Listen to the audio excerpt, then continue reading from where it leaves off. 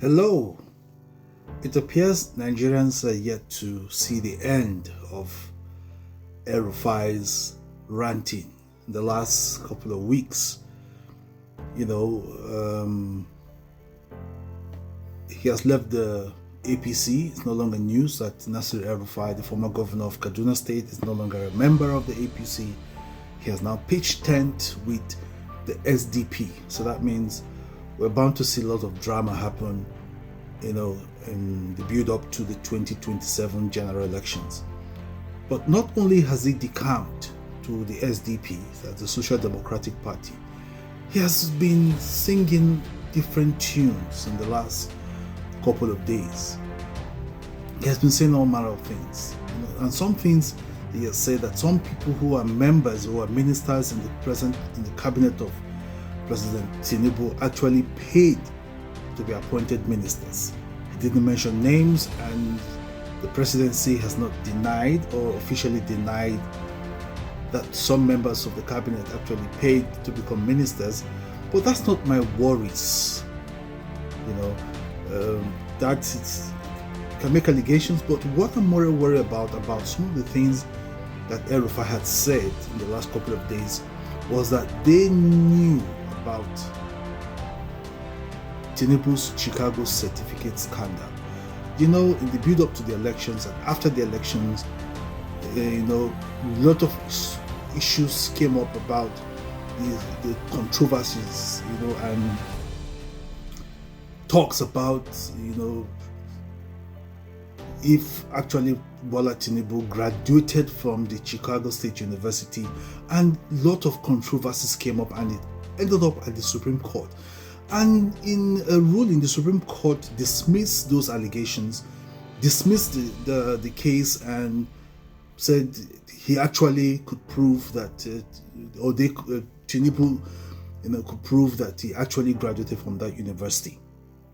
But now that we're hearing from someone who was more or less an inner caucus of the APC Presidential Campaign Council in the build-up to the 2023 elections, he went to the Chatham House with Tinubu, went everywhere with Tinubu, and that somebody from the inner caucus is saying that they knew about this issue or the controversies or the issues related to the Chicago certificate scandal.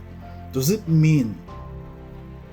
But when I saw that, in the social media space and in the news and all of that, and this got me thinking, and those thinkings, that what I want to share, on Geopolitical Blog today. Those thinking, I've just been thinking, if they knew, who else knows about it?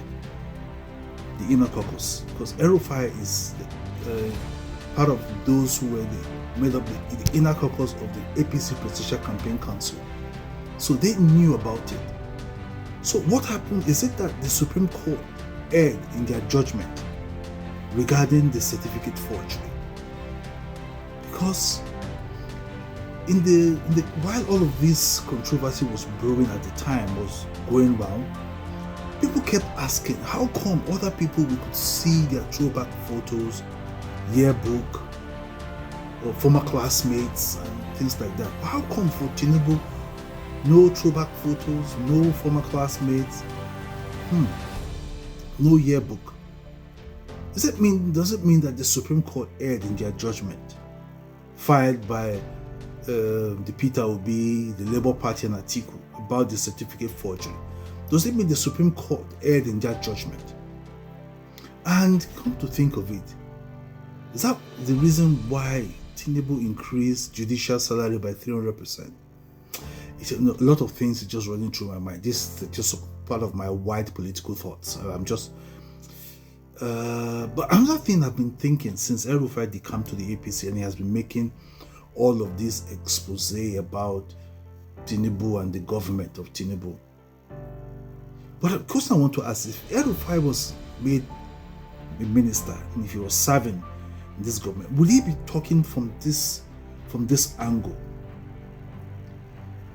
If he was a serving minister under Tinubu, would he be saying all these things he's saying? So is he saying all these things now because he feels betrayed by Ribado? He was not cleared. He was considered a security risk of the country. It was not cleared. Is that why El-rufai is now out saying all of these things? Just please pardon, it's just my white political thoughts. And you know, the last time I did a video about saying El-rufai, describing him as a political Judas, does it mean I'm finally vindicated? Because some people came for me telling me, why would I refer to El-rufai as a political Judas? But considering his antecedent and relationship in the past with Atiku, Obasanjo and the rest of them, it's safe to say he's a political Judas. But one question I'm asking is, coming now to speak because you were not cleared or you were not appointed a minister, doesn't that speak of the integrity of Nasir El-rufai, considering the fact he played this same style of politics in 2014, the build up to 2015 election that got Jonathan out of government? How they collaborated, the APC and all of that, with the US government, and they got Jonathan out. Doesn't this speak of the integrity of El-rufai? Does El-rufai have integrity? Should we believe that he knew about the certificate scandal? Do we believe him when he said they knew about the certificate scandal? Is this saying all of this from a place of a betrayed man? I'm just wondering. You know, I'm just wondering. And part of the tool they used, so part of the propaganda they used in 2014 was about the Chibok girls. Will El-rufai mention anything about the Chibok girls? Let's see, time will tell. Because definitely they all knew about the Chibok girls saga. It's something they're not telling the nation about the Chibok girls. How they use that. The time will come, we will know. Just like we found out about the USAID and the funding of Boko Haram, we'll definitely find out about that. But all of this El-rufai latest political gimmicks just give me a lot to worry about. And now, you know, this point out to a lot of things that do Nigerian people even have a say or a stake in this democracy we practice in Nigeria? Because if you look at aside this issue of how El-rufai and Tinubu and all of that, and then you come down to what is happening in Rivers State today. You know, the State House of Assembly locking out the governor. Now the governors want to represent the budget, and now they've adjourned indefinitely. This is ego politics at play here. And the same thing I see with El-rufai and the rest of them. Ego politics about personal aggrandizement. The people are not factored in the scheme of things here. Because otherwise, what we see happening in Rivers will not be happening. There's a total neglect of the people. And talking about Rivers, and you know, if care is not taken, I think President Tinubu need to call Nyesom Wike to order, because his utterances are unbecoming of a minister. Because all I see happening in Rivers is just self.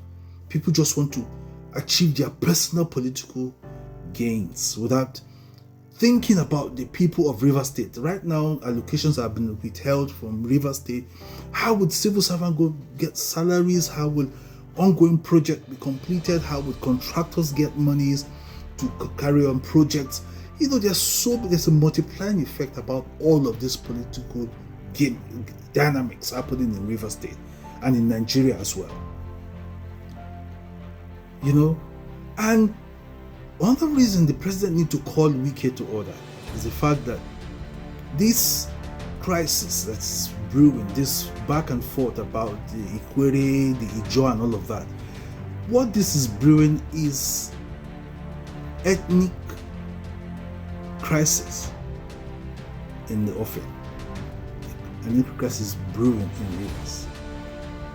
And this is how the leaders fuel the embers of war in state and give people this sense of, you know, ethnic nationalism that comes out to become a factor on how people vote in elections in Nigeria.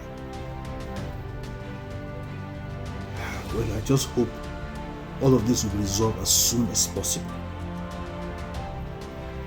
And back to El-rufai. Should we take El-rufai serious? Because he seemed to be speaking from a place, because I'm sure he understands the implication of the things he's saying. He seemed to be speaking from a place of a well-informed, person. He seemed to be speaking because he has a lot of information at his disposal. All the same, let's see what happens as the days and the drama and the political drama in Nigeria unfolds. Please don't forget to subscribe to my YouTube channel. You can follow me on TikTok, Instagram, and Facebook. And you can also subscribe to my WhatsApp channel with the number showing on your screen. And please don't forget to like, comment, share, so others will be informed and will be part of what we're doing at Joel Political Blog.